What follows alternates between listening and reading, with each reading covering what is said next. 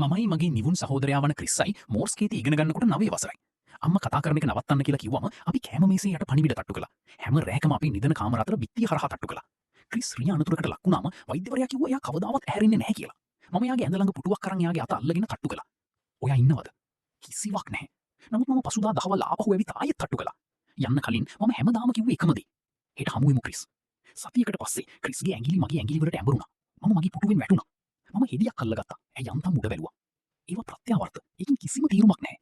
මම ඊළඟ දවසේ සටහන් පොතක් මිලදී ගෙනී සෑම එකක්ම ලියන්න පටන් ගත්තා.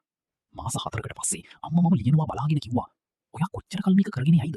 එයා ආපහු තට්ටු කරනකම්. එයා ආපහු තට්ටු කරන්නේ නැහැ. ඔයා මල සිරුරකට කතා කරනවා. තාත්තා මාව කොරිඩෝවට ඇදගෙන එන්න කලින් මාස කිහිපයක් හිටියා. අපි ඔයාගේ සහෝදරයාගේ අවයව පරිත්‍යාග කිරීම ගැන කතා කරන්න ඕනේ. මම එයාගේ අත අල්ලන හැම වෙලාවෙම එයාගේ ඇඟිලි චලනය වෙනවා තාත්තේ. හෙදියන් කිව්වා ඒවා ප්‍රතික්‍රියා කියලා. ඔයාගේ බලාපොරොත්තු ඇති කරගන්න එක නවත්තන්න පුතා. හෙදියන් කියන දේවල් මට වැඩක් නැහැ. ඔයා මාගේ සහෝදරයාගේ අවයව පරිත්‍යාග කරන්නේ නැහැ. නමුත් සතියකට පසු මාගේ දෙමාපියන් ක්‍රිස්ව දිගු කාලීන පහසුකමකට මාරු කරන්න කතා කළා. ලිපි ලේඛන අත්සන් කරන්න රැස්වීමක් සැලසුම් කළා. රැස්වීමට පෙර දවල් මම සෑම විටම මෙන්න ඔහුගේ අත්ලට ටට්ටු කළා. නමුත් මේ වතාවේ යමක් ආපසු ටට්ටු කළා. කෙටි කෙටි කෙටි දිගු කෙටි SOS මම ඔහුගේ අත අල්ලාගත්තා. ක්‍රිස් ඒ ඔයා නම් එකපාරක් මිරිකන්න. ඔහු මගේ ඇඟිලි හොඳටම මිරිකුවා.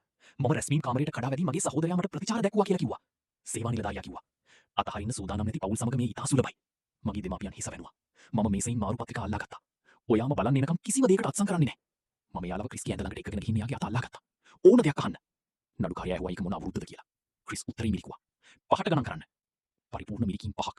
එයාගේ අම්මගේ නම අකුරෙන් අකුරට තට්ටු කරා. 10 වන ප්‍රශ්නේදී යා කිව්වා එයා තාම ජීවතුන් අතර ඉන්නවා කියලා.